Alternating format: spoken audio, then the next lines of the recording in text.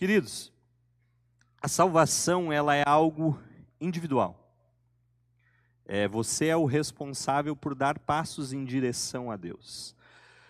Agora, tem uma coisa importante. O projeto de Deus inclui a família. O projeto de Deus não é algo somente individual. E Ele quer nos usar para que as pessoas possam ouvir através dele, através de nós. Isso é individual. Mas as famílias, o convívio onde a gente está, as pessoas podem olhar para a gente e ver um pouco mais de Deus, ou podem olhar para a gente e dizer, não, viver como essa pessoa vive para Deus eu não quero. Então você tem nas suas mãos algo que é muito individual e muito pessoal. Mas, como eu falei, o projeto de Deus é para as famílias. E aí você pode, esse ponto aqui é onde você diz, tá, de onde é que você tirou isso? Se a gente olhar para a história bíblica, lá em Gênesis 6, quando Deus envia o dilúvio à terra, e esse dilúvio é anunciado, a salvação também é anunciada para Noé e sua família. Deus usa a partir de uma família algo para continuação. Quando a gente vai um pouquinho mais para frente, Gênesis 12, a gente vê Deus fazendo uma promessa a Abraão, dizendo para ele, sai da tua casa, sai da tua terra, sai da tua parentela, mas eu vou fazer de ti grandes nações. Eu vou fazer de ti que as famílias sejam benditas na terra.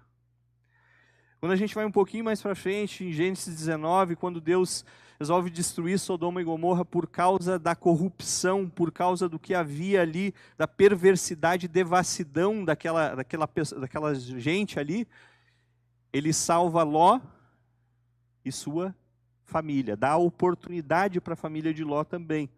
Ele estende para algo que Deus considerava muito importante. Já no Novo Testamento, quando a gente olha lá e Deus dá uma visão a Pedro para ele ir até a casa de Cornélio, anunciar o evangelho para ele, é algo interessante ali, porque a promessa, quando Deus fala com Cornélio também, diz para ele, traga as pessoas da sua família, as pessoas próximas, para ouvir o que Pedro tem a dizer. Ou seja, se estende à casa de Cornélio, a salvação chegou para ti e tua casa, para ti e para a tua família.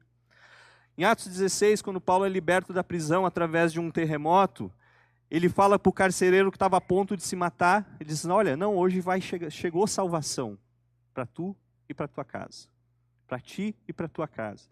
Então a família sempre é envolta, sempre é envolvida, está sempre presente.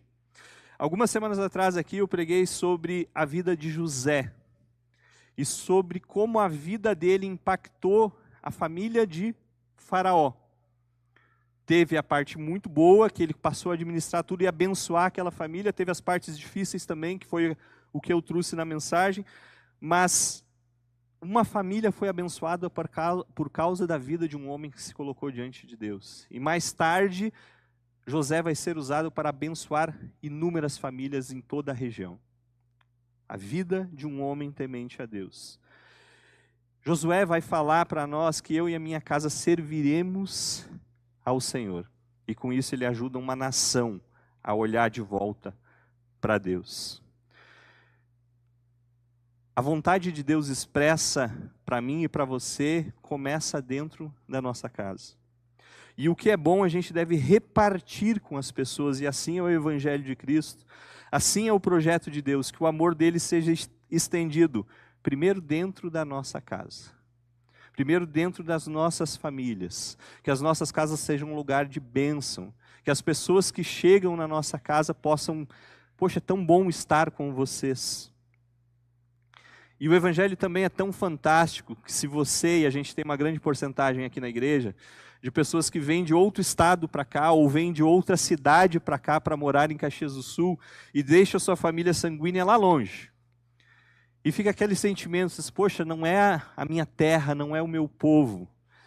Mas quando você chega na igreja, você passa a conviver, você encontra uma família na fé.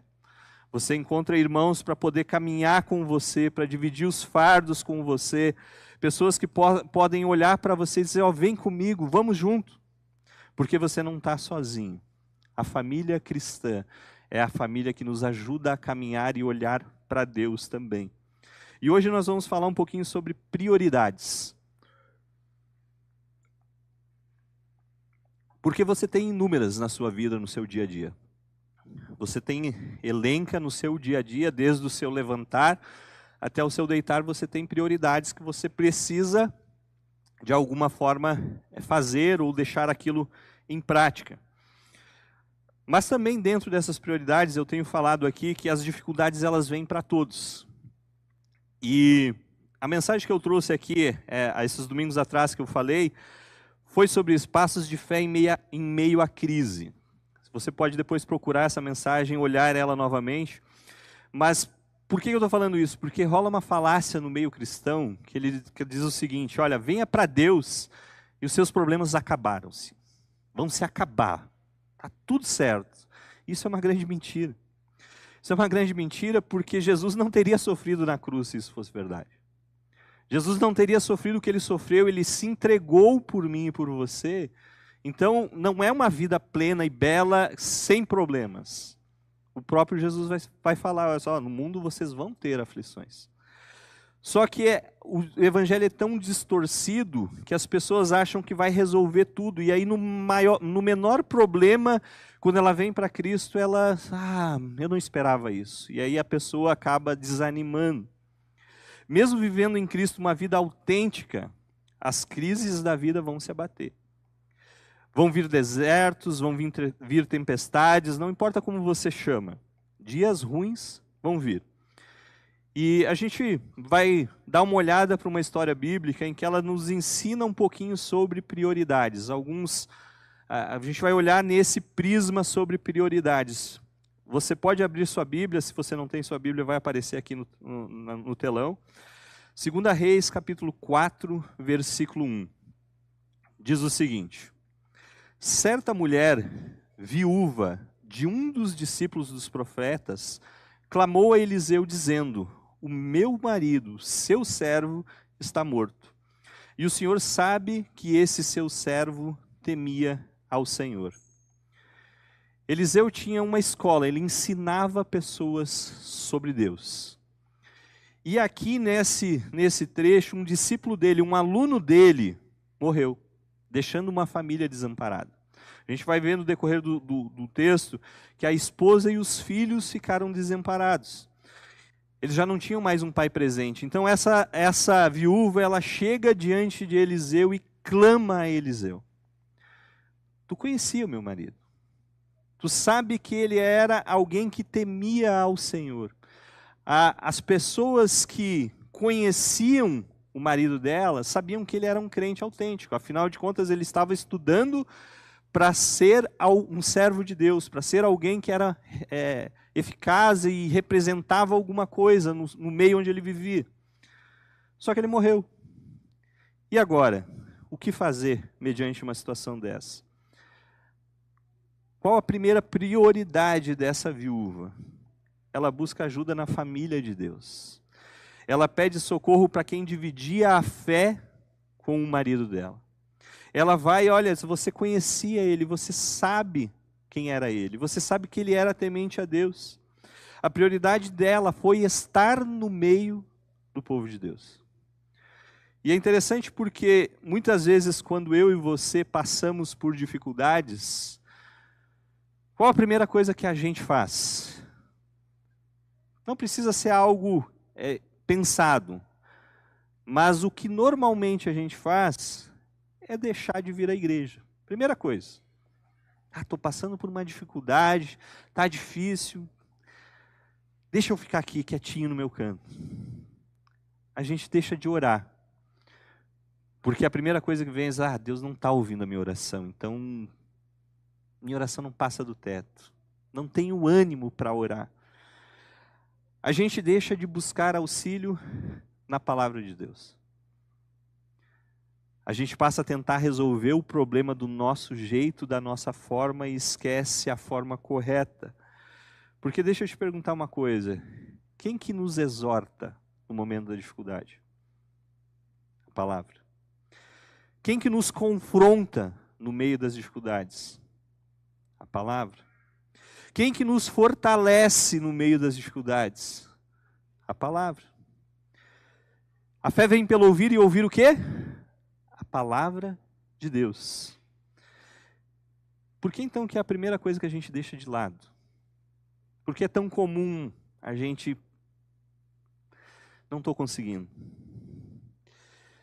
Por que a nossa prioridade não é se firmar e olhar para algo que possa me trazer de volta para a presença de Deus?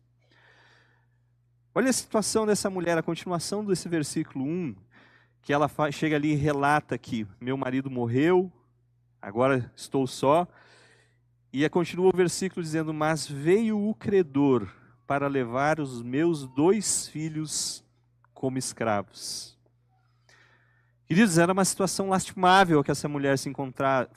A gente tem que entender o contexto da época, que a mulher dependia do sustento, era o homem quem sustentava a casa. E faltou o seu companheiro, logo ela não tinha como fazer, certamente deixou uma dívida com o funeral, com coisas, ela precisava se alimentar. E como fazer isso? Eu não tenho mais de onde tirar. E era normal naquele contexto, então, ó, você tem filhos, os seus filhos vão passar a trabalhar para mim, para pagar a dívida que seu marido deixou. Então isso era o contexto daquela época, não tinha uma saída para aquela mulher. Meu esposo morreu, eu tenho uma dívida, meus filhos vão ser levados como escravos. E agora? Amados, isso é um problemão. É um problemão. E eu não quero desmerecer o seu problema, porque talvez você esteja aqui nessa manhã e você tenha algo que parece que não tem solução, é algo indissolúvel na sua vida. Não tem como resolver isso. E a gente não pode delimitar que um problema é maior que o outro, porque problema é problema e só quem passa sabe o que realmente está passando. No olhar para problemas e dizer, isso aqui não é nada perto do que eu estou passando, você desmerece aquela situação e aquilo para a pessoa é muito difícil. Talvez ela não saiba lidar com aquilo. Cada um tem um limite dentro dos problemas e problema vai ser sempre problema. Só quem passa o problema que sabe. Mas a questão aqui não é dimensão de tamanho de problemas. Problemas todos vão ter. O ponto aqui, a prioridade aqui é se você sucumbe em meio a problemas. Se você deixa Deus de lado para você tentar resolver na sua força, quando a Bíblia fala que não é na força do nosso braço. O ponto aqui é se você se aproxima mais de Deus, sabendo que é dele que vem o teu socorro. Salmo 121, texto muito conhecido, diz, elevo os meus olhos para os montes, de onde me virá o socorro? O meu socorro vem do Senhor, que fez os céus e a terra. As prioridades que a gente estabelece na nossa vida nos aproximam ou nos afastam de Deus. Esse versículo, esse salmo, ele me manteve em pé nesses últimos 3 anos, e eu não vou trazer novamente aqui, mas se você... Sabe o que aconteceu nos últimos 3 anos? Assiste essa última mensagem que eu falei, Passos de Fé em Meio à Crise, você vai entender do que eu estou falando. Mas esses últimos 3 anos me mantive firme por saber que é do alto que vem o meu socorro. Em vários momentos eu trouxe esse versículo à mente e disse, Deus, é de Ti que eu preciso. É em Ti que eu confio. É Tu que vai me estender a Tua mão e nesse momento eu estou precisando dela. É em Cristo, é em Deus, é elevar nossos olhos para aquele que pode nos estender a mão. É colocar a nossa confiança naquele que vai realmente poder trazer conforto, alívio naquele momento de dificuldade. Só que nem sempre a gente vê esse agir de Deus. Nem sempre a gente sente, e esse é um grande problema, porque a gente quer sentir, né? Não, eu vou na igreja e não senti o Espírito de Deus. A gente quer sentir. Mas o viver em Deus não é simplesmente sentimento, é decidir que eu vou buscar a Deus mesmo no meio da adversidade. A nossa prioridade como cristão não deve ser nesses momentos de dificuldades eu abandonar a minha fé de lado, ou deixar algumas coisas de lado. Mas é eu me aproximar mais ainda, daquele que pode me sustentar naquele momento. Alguém disse certa vez que o abecedário de Deus começa com a letra O. Obedecer. Esse é o abecedário de Deus. É a partir do obedecer a Deus, do fazer a vontade dEle, mesmo que eu não esteja sentindo, que eu vou conseguir me aproximar mais dEle. Que eu vou conseguir sentir a presença dEle no meio da dificuldade. Jeremias vai falar também um texto bem conhecido. Jeremias 29, 12 e 13. Diz: vocês me invocarão, se aproximarão de mim em oração, e eu os ouvirei. Vocês me buscarão e me acharão quando me buscarem de todo o coração. Buscar de todo o coração. Muitos momentos a gente chega diante de Deus e Deus diz para Deus o que Ele tem que fazer, né? Porque é o melhor.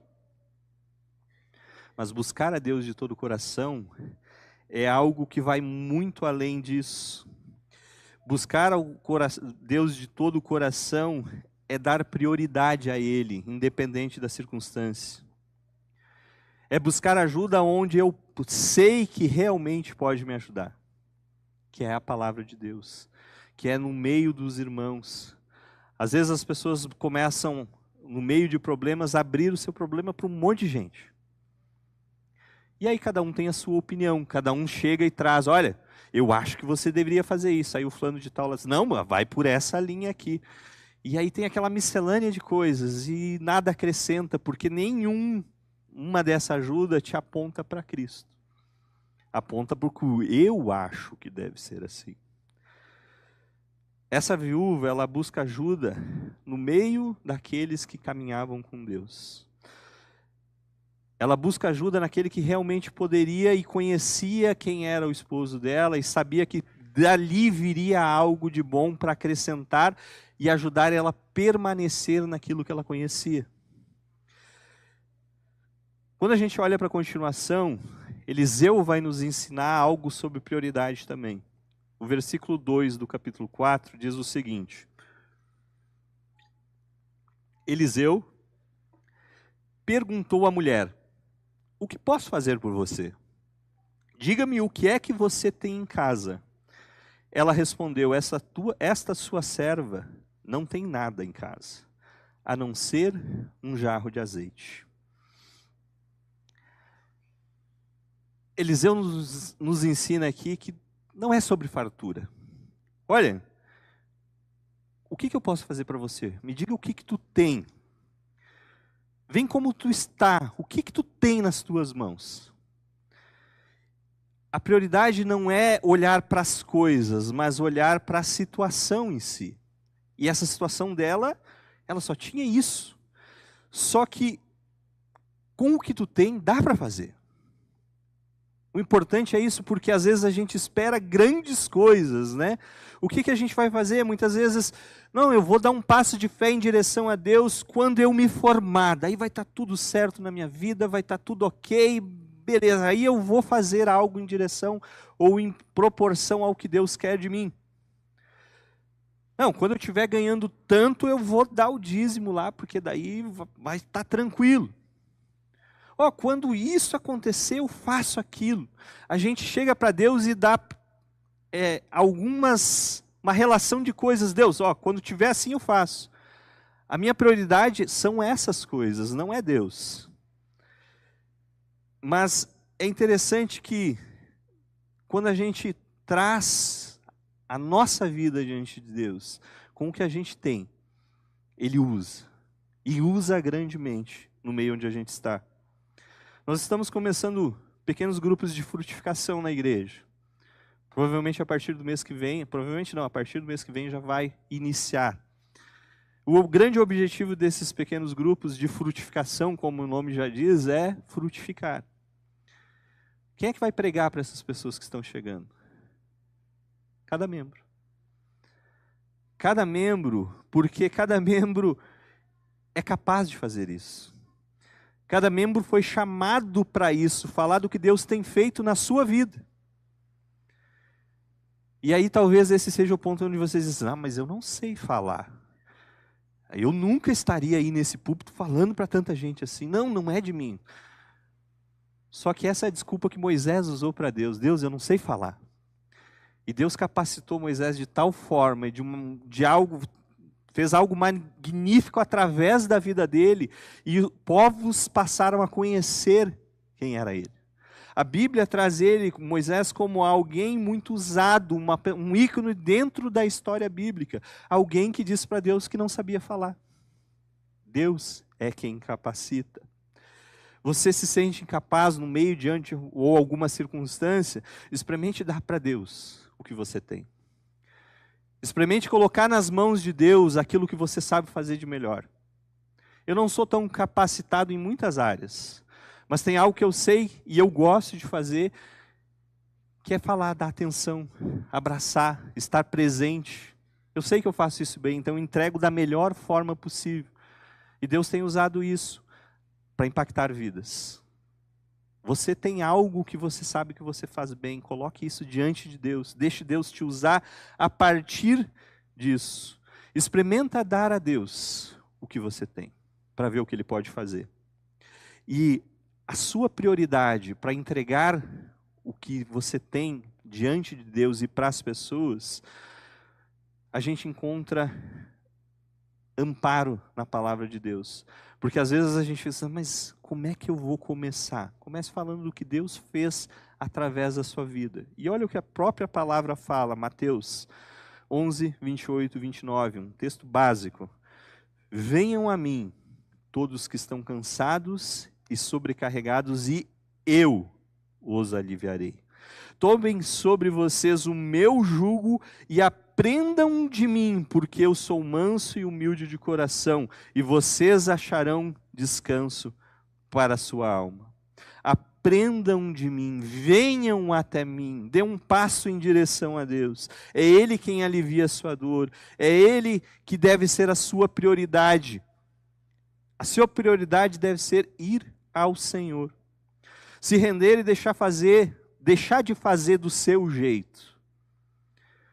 Essa viúva entendeu que ela poderia pedir ajuda, e aí eu disse, olha, eu estou precisando, eu estou clamando. E Eliseu olha para ela e diz, olha, o que tu tens? Eu não tenho nada, só tenho uma coisa. E a partir dali, a partir dessa prioridade dela, Deus usou e fez uma grande coisa na vida dela. Não é as suas qualidades ou a falta das suas qualidades que determinam se você vai abençoar a vida de pessoas, porque não é você que é benção. Deixa Deus te usar, é Ele quem capacita, é Ele quem transforma, é Ele quem faz através das nossas vidas. Só que nem sempre é fácil deixar Ele fazer, né? Porque a gente quer ver, como eu falei antes. E aí a gente entra nessas, mas é tão pouco o que eu posso fazer. Nas mãos do Senhor é grande coisa. O que você tem talvez seja só um vaso de azeite. Deus pode usar isso para abençoar inúmeras vidas. O que você precisa fazer é se esvaziar de você mesmo. Continuação do texto.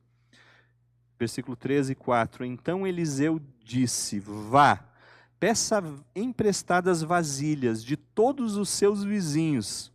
Vasilhas vazias, muitas vasilhas. Depois entre em casa, feche a porta atrás de você e dos seus filhos e derrame o azeite em todas aquelas vasilhas. Ponha à parte as que forem ficando cheias. Vasilhas vazias representam que você não tem. Mas Jesus tem. Vasilhas vazias representam que você não pode. Mas Jesus pode. Não é sobre mim, não é sobre as minhas habilidades, enfim, não é sobre eu conseguir fazer, mas é sobre eu estar disposto a que Deus me enche, Deus me use através do que eu tenho. Que a gente possa se esvaziar de nós mesmos para que Ele cresça, que é o que João fala. Que eu diminua e Ele cresça. Isso é difícil para nós colocar em prática. Mas aqui também está dizendo que a gente não consegue sozinho. Ele dá ênfase a ela, olha, vai atrás de vasilhas, vasilhas vazias, vai atrás de muitas vasilhas. Ou seja, não é você abrir o seu problema para um monte de gente, é você ir nas pessoas certas, aquelas pessoas que vão poder te ajudar, vão poder te dar essa vasilha, para que Deus possa encher. Mas sozinho a gente não consegue. É através de nós nos colocarmos diante de Deus, esperando que Ele faça algo extraordinário. Não é sobre nós, mas que a gente possa se esvaziar. Peça ajuda, porque sozinho não é fácil.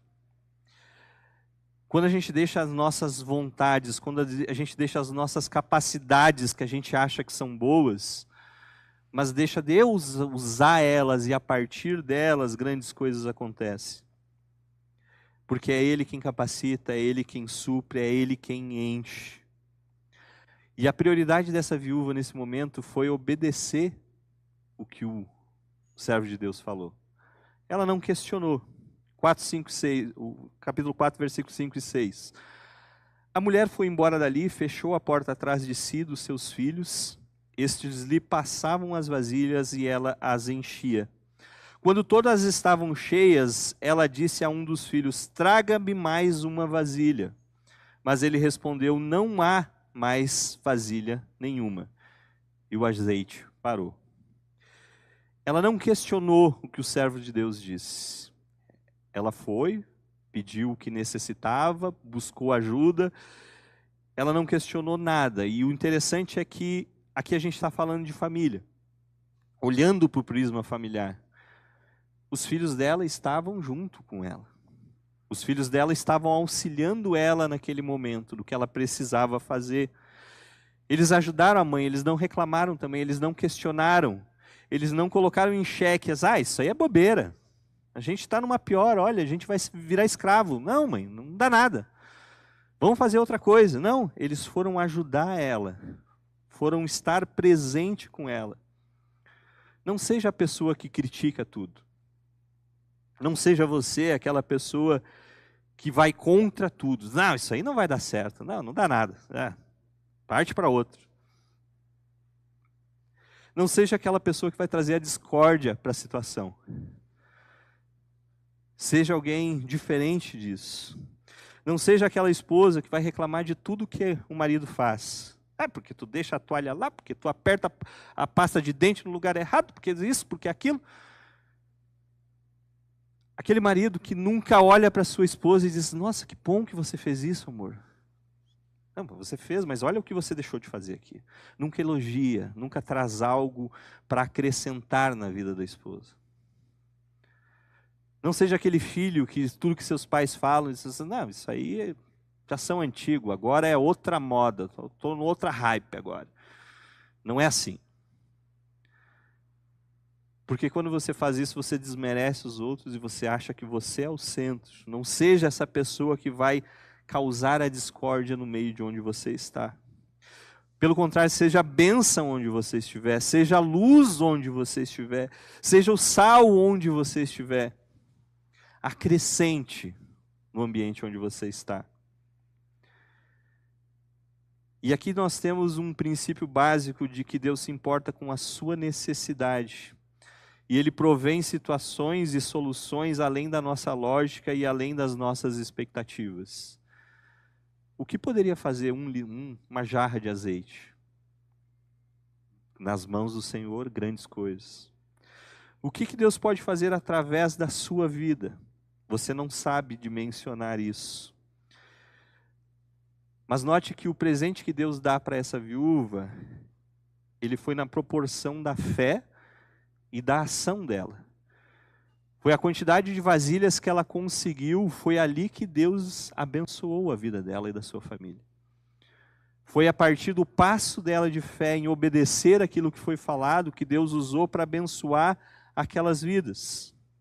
Mas também é importante a gente notar que foi de portas fechadas que ela ensinou seus filhos sobre obediência. Foi de portas fechadas que ela demonstrou que eu creio naquele que cuidava o pai de vocês, e ele vai continuar cuidando de nós. Não delegue à igreja o ensinar seus filhos sobre a palavra de Deus. Não delegue à igreja que as pessoas que estão vindo aqui para ouvir algo, aprendam algo de Deus, se a sua vida não fala sobre isso. Eu já compartilhei algumas vezes que o momento que mais me impactou foi quando eu ouvi alguém falando: o Josiel é crente, mas é que nem nós. Está errado.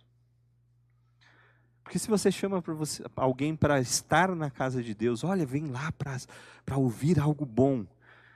E aí a pessoa olha para você, mas tá aí, esse bom, o que está acontecendo na tua vida com esse bom? Que a gente possa ter a prioridade de buscar Deus, saber que é Ele quem vai capacitar, mas que a gente possa buscá-lo em primeiro lugar. Que a gente possa ser exemplo onde a gente está. Às vezes sou um pouco pesado, né? Ser o exemplo.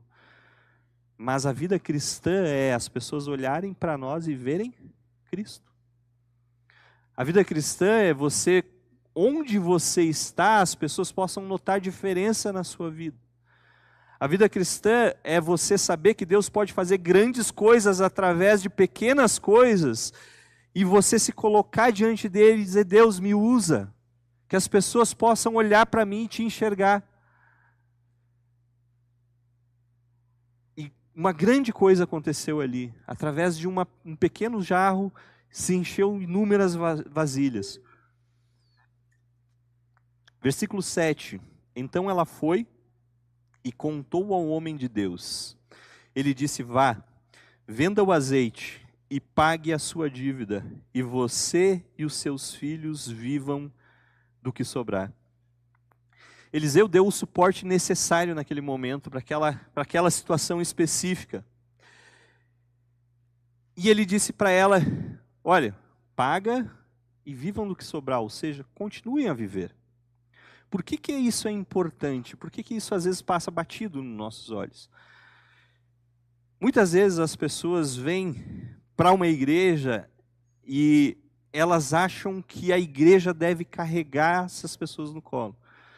Não, porque eu estou com dificuldade, porque eu preciso, olha, se o pastor não orar por mim, não vai acontecer. E aí a pessoa acha que todo o tempo tem que ser atraído e voltado para ela. Aqui Eliseu está dizendo: olha, usa o que aconteceu, vende, paga as tuas dívidas e continua. A vida segue, continua a caminhar. Ele entendeu que os filhos dela iam crescer, eles iam ter condições de dar o sustento para a mãe e auxiliar a mãe. Não era ele que ia ser o responsável dali para frente. Eu, como pastor de aconselhamento pastoral, eu tenho que ajudar a pessoa a entender que ela tem que olhar para Cristo. Acolho, dou aquele primeiro atendimento, dou um suporte se precisar caminhar por algum tempo, só que não sou eu que vou ser a resposta para a pessoa. Algumas pessoas aqui já ouviram eu falar isso: olha, não sou eu. Porque a pessoa diz: é muito bom conversar contigo. Espera aí, não sou eu, é Ele. Tu tem que olhar para Ele, tu tem que buscar as tuas respostas nele.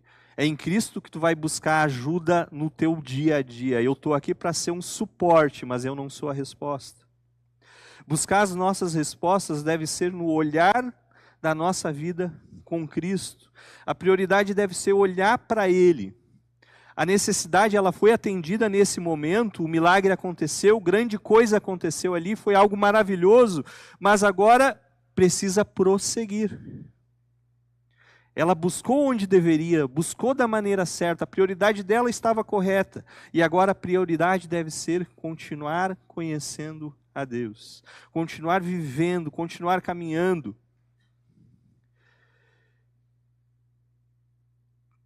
Eliseu diz para elas: olha, vende tudo que tem ali, paga o que tu deve e recomeça daqui para frente. A família, ela serve para isso, para dar apoio, mas a responsabilidade de caminhar continua sendo individual.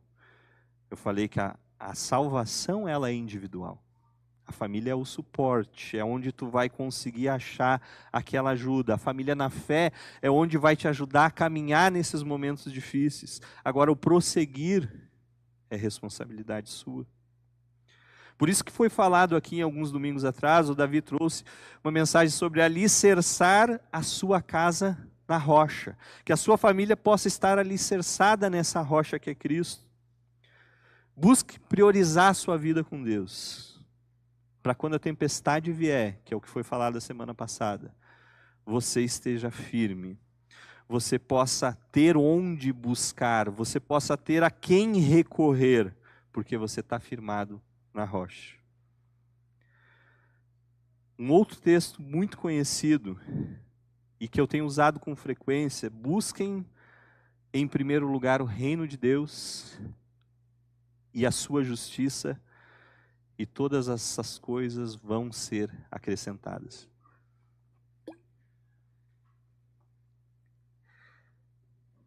A questão é buscar a Deus no centro da nossa vida.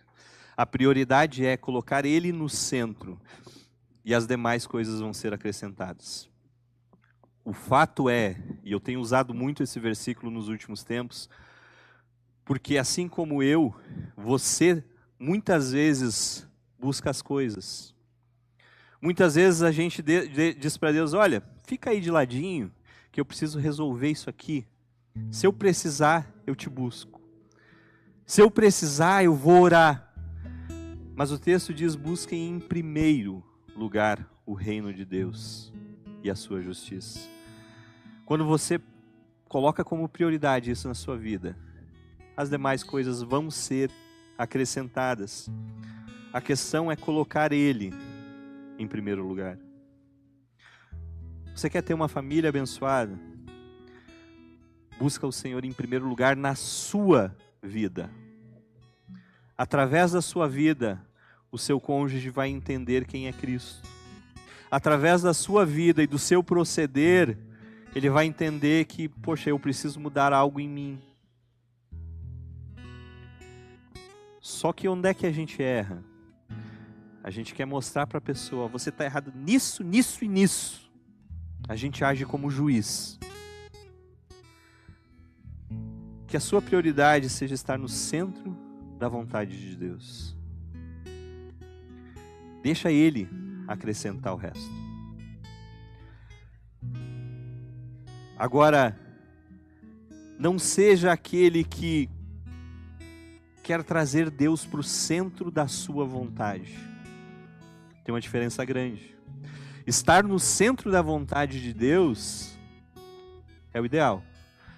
Agora, eu querer colocar Deus no centro da minha vontade, não vai dar certo. Não tem como dar certo.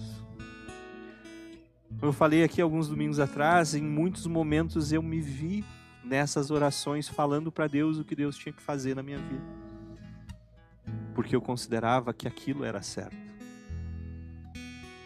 Só que a vontade de Deus é que é boa, perfeita e agradável. A minha vontade muitas vezes é errada. Foi falado aqui domingo passado sobre Tiago 4,17: aquele que sabe o bem que deve fazer e não faz, nisso está pecando. Quando você olhar, não estiver do seu jeito, mas você vai fazer, mesmo se você sabendo que é errado, não porque eu quero, é pecado. Não é da vontade de Deus, não é a forma como Deus quer. Que no seu dia a dia você consiga ensinar para os seus filhos, nas portas fechadas lá da sua casa, o obedecer a Deus, o amar a Deus. Que você possa ensinar para os seus parentes, os seus familiares, que a sua vida condiz com o que a palavra diz. Que seja no seu dia a dia que você fale para você mesmo: eu tenho que olhar para Deus, é do alto que vem o meu socorro. Eu não preciso olhar para a circunstância em si, porque é Ele quem me capacita. Que no seu dia a dia você diga: eu e a minha casa serviremos ao Senhor. Que essa seja uma prioridade na sua vida e que ela se estenda à sua casa e à sua família. É Deus que pode fazer isso, mas é através de você, é através de mim. A gente tem que se colocar diante dele e deixar ele agir e fazer do jeito dele, não do nosso. Nós vamos cantar uma música agora. Quero que você feche seus olhos enquanto você canta, que você coloque diante de Deus aquilo que você sabe que você tem falhado diante dele. Aquela prioridade que você não tem colocado como algo específico para crescer e caminhar em direção a ele. Você sabe. E peça a ele que ele possa te esvaziar disso e te encher dele, para que as pessoas possam ver ele na tua vida através disso.